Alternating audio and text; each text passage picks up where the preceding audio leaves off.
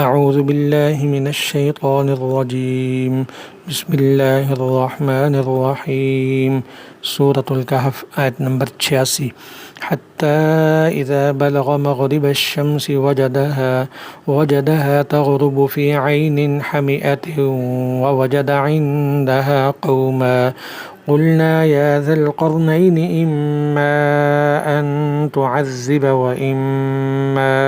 وإما أن تتخذ فيهم حسنا۔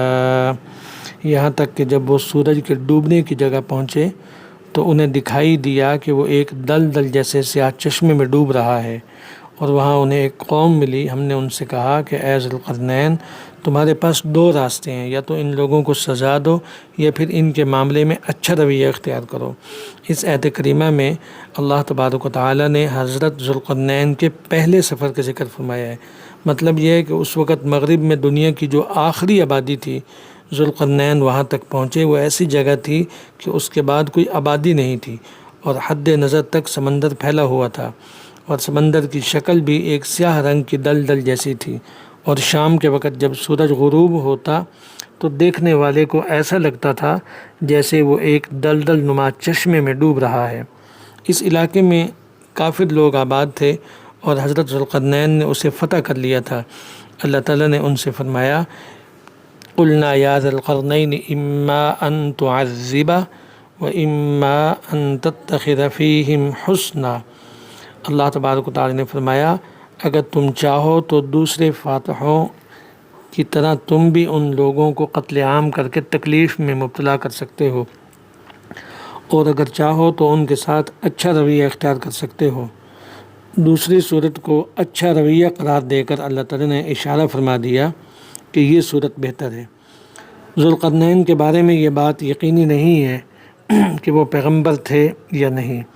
اگر وہ پیغمبر تھے تو اللہ تعالیٰ نے یہ بات ان سے براہ راست وحی کے ذریعے فرمائی ہوگی، اور وہ پیغمبر نہیں تھے تو ان کو اس زمانے کے کسی پیغمبر کے ذریعے یہ بات پہنچائی ہوگی، اور یہ بھی ممکن ہے کہ وحی کے بجائے الہام کے ذریعے ان کے دل میں یہ بات ڈالی گئی ہو۔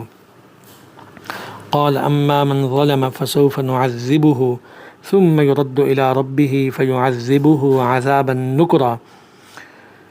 انہوں نے کہا ان میں سے جو کوئی ظلم کا راستہ اختیار کرے گا اسے تو ہم سزا دیں گے، پھر اسے اپنے رب کے پاس پہنچا دیا جائے گا اور وہ اسے سخت عذاب دے گا۔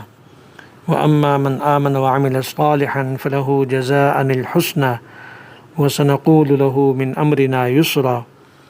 البتہ جو کوئی ایمان لائے گا اور نیک عمل کرے گا تو وہ بدلے کے طور پر اچھے انجام کا مستحق ہوگا، اور ہم بھی اس کو اپنا حکم دیتے وقت آسانی کی بات کہیں گے۔ ذی القرنین کے جواب کا حاصل یہ ہے کہ میں انہیں راہ راست پر آنے کی دعوت دوں گا۔ جو لوگ اس دعوت کو قبول نہ کر کے ظلم کا ارتکاب کریں گے انہیں تو میں سزا دوں گا، اور جو لوگ دعوت قبول کر کے ایمان عمل صالح اختیار کر لیں گے ان کے ساتھ میں آسانی والا معاملہ کروں گا۔ اللہ تبارک و تعالیٰ سمجھنے کی عمل کرنے کی توفیق عطا فرمائے۔